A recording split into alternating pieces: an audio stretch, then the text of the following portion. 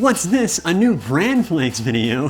There must be some new Sonic content out now. Sonic Superstars drops this week, and I had a wonderful little idea of how I could talk about it. I can't really say much on the game yet, maybe someday soon, but just like other recent classic Sonic-styled games, this game is chock full of 2D traditional animation, which is totally 100% my thing. You see, for over 5 years now, I have been a full-time professional animator. I've worked on projects such as Marvel's Hit Monkey, Netflix's America the Motion Picture, children's shows such as Lou and the Valley Bunch, and shows that are definitely not for children like Hell of a Boss. I know my stuff when it comes to this art form, and today I want to react to and critique the animation of the 2 most recent Sonic shorts that have come out pertaining to Sonic Superstars. One is a 5-minute film called Trio of Trouble that was made to promote the game, and the other is the game's opening animation. I believe these were both done by different studios. I know that Trio of Trouble was done by Powerhouse, and it seems that the opening animation may have been done by a Japanese studio.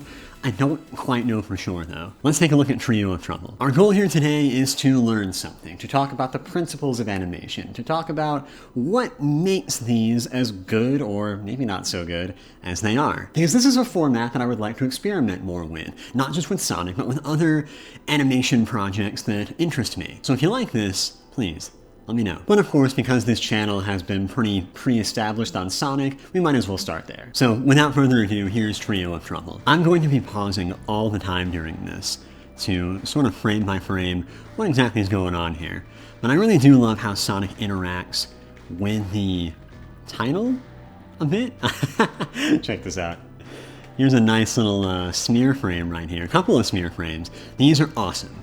I'm sure anybody who even appreciates animation at all, let alone anybody who works in it, is going to know what these are. These are a fun way of adding squash and stretch to your characters, and in a cartoony, expressive character such as Sonic, you're going to want a lot of that. Unfortunately, the Sonic team, Sonic games don't do this much, but the 2D animations by Powerhouse, they usually have that on lockdown. It's this kind of in-between frame stuff that people who aren't too privy to animation will tell you, oh, well, that looks bad, that's bad animation, out of context and you know, when it's frozen in isolation. But the point of these kinds of frames is to enhance the look of the key poses. So when you play it back, it's, look at that. That was clean. I really like how every character has their own way of entering frame, because it tells you, without any dialogue at all, who these characters are. You know? Sonic, he springs into action in a really quick, swift, and affirmative way. Tails is a bit more easygoing about it. Amy is much more easygoing about it, especially since she's looking about this big old hammer. And Knuckles, he's kind of separate from the rest of the bunch. He appears in his own isolated shot. So that kind of tells you that Knuckles might not be as close to everybody else as the rest of the crew. You know, it's as if he's someone that they don't see quite as often. He's not quite as in with Sonic's friend circle as maybe Tails and Amy are. I like that this, with no words, this animation tells us that. Even if you know nothing about Sonic, you can tell who Sonic, Tails, Knuckles, and Amy are immediately from the storyboarding and animation style of their movements. It is wonderful. We're off to a really great start. Ooh, but we've got Fang up in here. I don't know who this is. He hasn't been around in decades.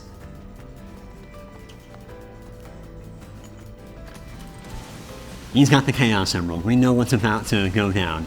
They want it, he's got it. And it's time for us to throw down. I like the varied use of timing in this sequence here. And timing is basically just how are your drawings spaced out, how many drawings do you use, and how does the variance in the timing affect how the animation feels to you.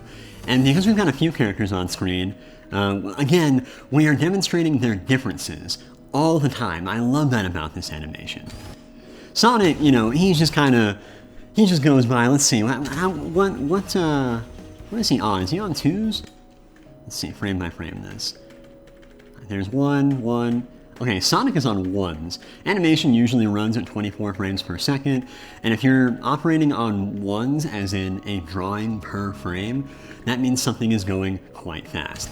And so, you know, there's no time for Sonic to even be on screen for too long. Amy, however, 1, 2, 3, 1, 2, 3, 1, 2, 3. Amy's on threes generally for this right here. So that already kind of demonstrates she doesn't have quite as much finesse in her movements, right? This little skid that she does is on ones and twos, and then she goes back to being on threes, I believe. 1, 2, 3, 1, 2, 3, 1, 2, 3. And that kind of helps it feel like when she's running up to where Knuckles is, it doesn't really feel like she has as much confidence or control in her movement. So, you know, she's a bit like, I'm like wobbling to get where Knuckles is, right?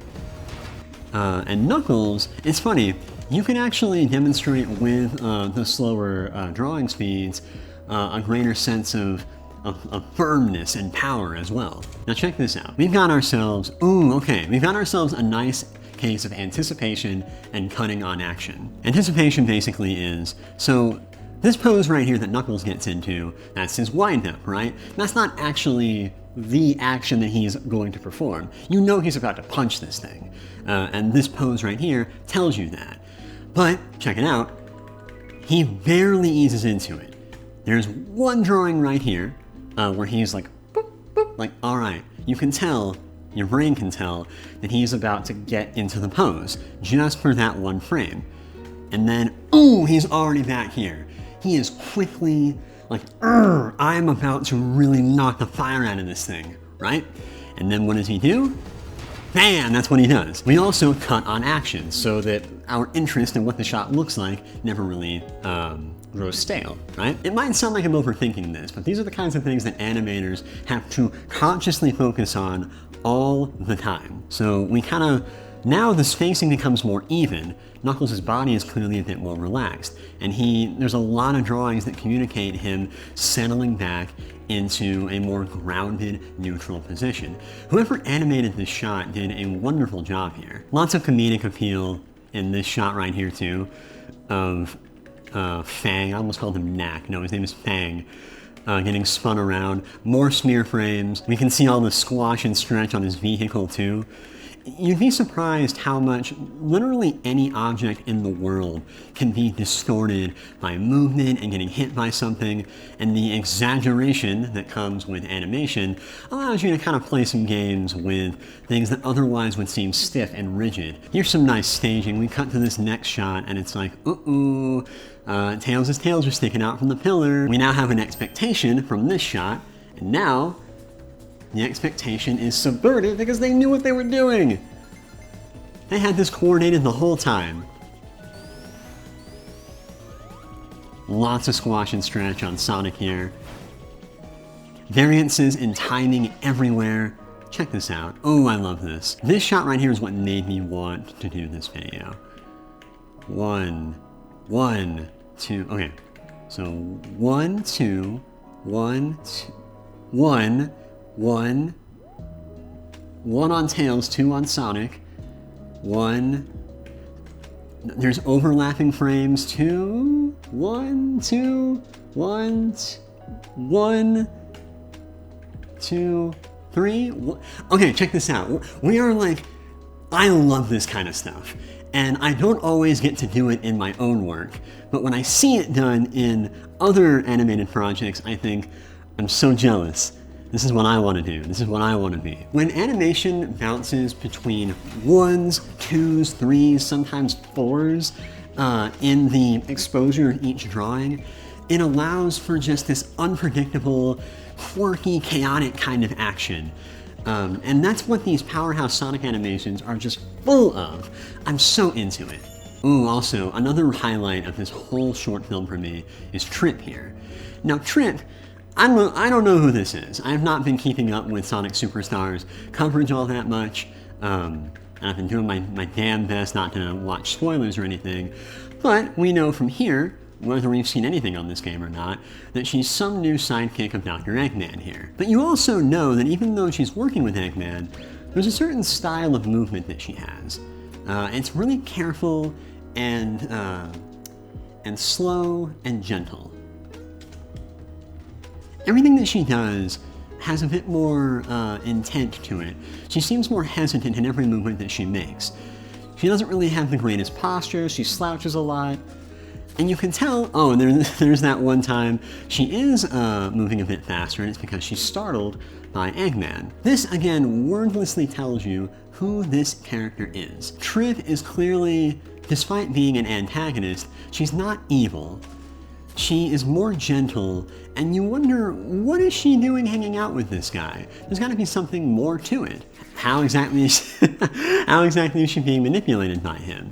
Things are happening that can only happen with Trip's character design. Not much is really happening, they're just bumbling around, and it's fun anyway because of how it's happening. I love these silent short films, and it's why this medium lives on, is because the lack of dialogue challenges the storyboard artists and the animators and even the designers to tell a story completely visually, and to do that, you have to exaggerate. You have to have bold, expressive poses. All the same rules that I was talking about earlier apply here with this fun little chase of, ooh, hold up, ah!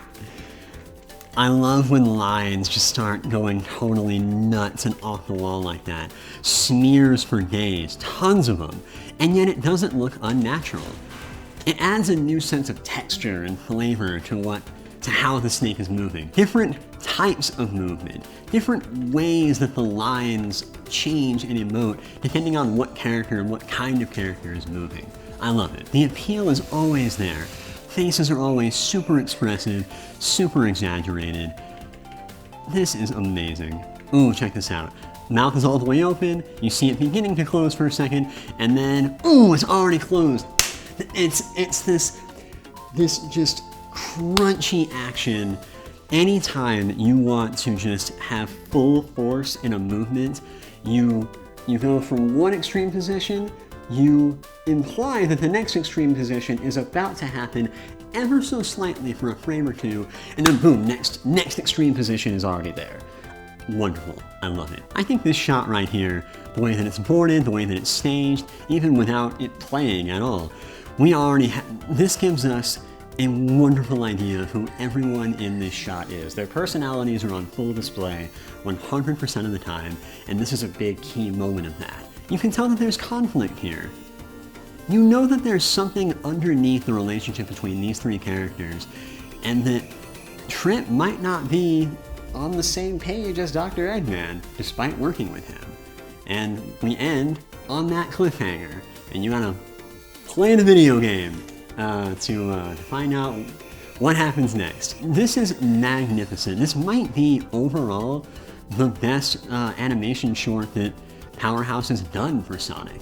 And you know, that's kind of saying something, because every one of these that they've done have been amazing. One of the things I love the most about the classic Sonic style, it is completely founded in 2D sensibilities, which is also why, as far as the game itself goes with Sonic Superstars, I'm actually not that big a fan of the aesthetic of this game. I wish that it looked more like these animated shorts do. And that's not impossible. I think that a game like that could exist. And even if not, then I would love to see more sprite work, like you saw in Sonic Mania. The game itself doesn't look terrible, but I don't think that it makes the best use of these character designs. Let's not forget, though, this guy right here. The opening animation for the main game. We're not going to talk about this one as long, but I want to mainly focus on it in contrast to the Powerhouse animation. Now I can tell right off the bat that the storyboarding and the animation may have been more of a rushed process this time around. And here's why I say that. Every shot is moving around so much, and there's not really a lot of solidity in where everything is all at once, that you can never really feel Sonic's actions. Sure, the drawings are pretty solid, but they don't really link to each other very much. Everything is moving around so much at what seems like a pretty even pace that there's kind of a goofy in-between drawing. But the drawings just don't really feel nearly as solid right now. See, this pose, we just kind of snap from that one to this one, they pop a lot. The drawings are kind of melting a bit. It just doesn't seem like as much finesse went into this one for me.